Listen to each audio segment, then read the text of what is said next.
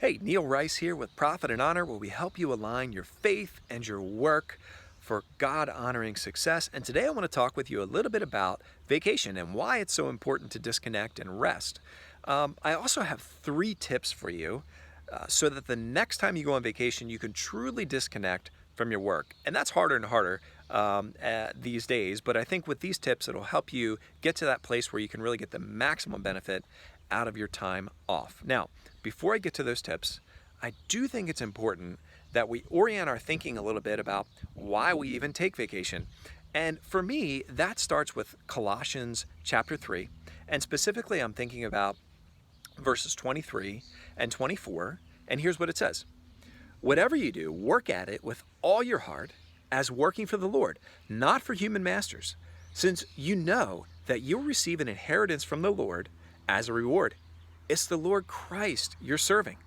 So that's Colossians 3, 23 and 24. And it's so important to start here because I think it's important for us as Christian business leaders to understand that the purpose, the real intent of our work is to bring the Lord Jesus Christ honor and glory by doing the work he set before us as best as we possibly can.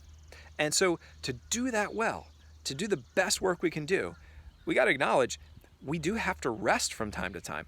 We can't go on and on 100 miles an hour, day in and day out, for months and years at a time without resting. That's not how God designed us. He designed us to rest and then surge with more work, and to do that as best as we can to bring him honor and glory. So when we think about vacation, the purpose of that is to rejuvenate, to refocus spiritually, mentally, physically, so that we can come back from that time away and pour into the work that God has put before us. Now, here are my 3 tips to make sure the next time you go on vacation, you could truly disconnect. Tip number 1 is communicate. Tip number 2 is delegate. And tip number 3 is reintegrate. So let's start with tip number 1, communicate. And what I mean by that primarily is before you go on vacation, before you take that time off, really take the time to communicate with your key customers and let them know that for the next week, 2 weeks, whatever it might be, hey, you know what? I'm not going to be as available as I typically am. And that's really critical, especially in today's time, this culture of, I think instant access and immediate response. There's a certain level of expectation these days that really you're not going to be able to meet if you really want to get a good vacation. And so I think it's important to communicate in advance with those customers who you know or think are likely to reach out to you or your team for the services that you provide. And that way you've set that expectation that, hey, it might not be as immediate as a response, but here's who, with our team, here's who you should contact if you need help over the next week or 2 or however long it is that you're going to be out of your work. So that's important. Step 1 is communicate. Step number 2 is delegate. And what I mean by that is to delegate within your team as best you can, whatever it is that you need to keep moving while you're away. Now, your team might not be able to do all the things that you could do, but there certainly has to be some things that they can keep moving, so long as you've laid out for them clear guidance and direction about how to do that. And so there's a couple of benefits of delegating these tasks while you're away. Number 1 would be, I think your clients are going to see, your customers are going to see that even though you're away, their projects are still moving forward. The work that they want done is still moving forward. Again, maybe not to the extent that it would be if you were there, but at least they're going to see progress. The second big benefit I see of delegating is, when you get back from vacation, I think a lot of us kind of dread that first day or that first week back. Well, if you can delegate properly among the team that you have, keep those things moving while you're gone, that should really alleviate, a tremendous backlog of work or communication when you get back back to work. And that can really be a benefit to you as well as your clients while you're gone.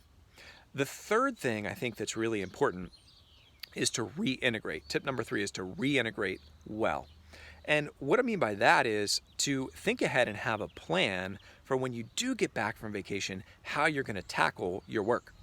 To me, the most important thing to do is to keep that first day back clear of any commitments. Don't commit to any meetings, big jobs, even phone calls for that first day that you're back. Because really, you need that first day to wrap your head around what has or hasn't happened in your absence, what the most important things are moving forward for your time and energy to focus on.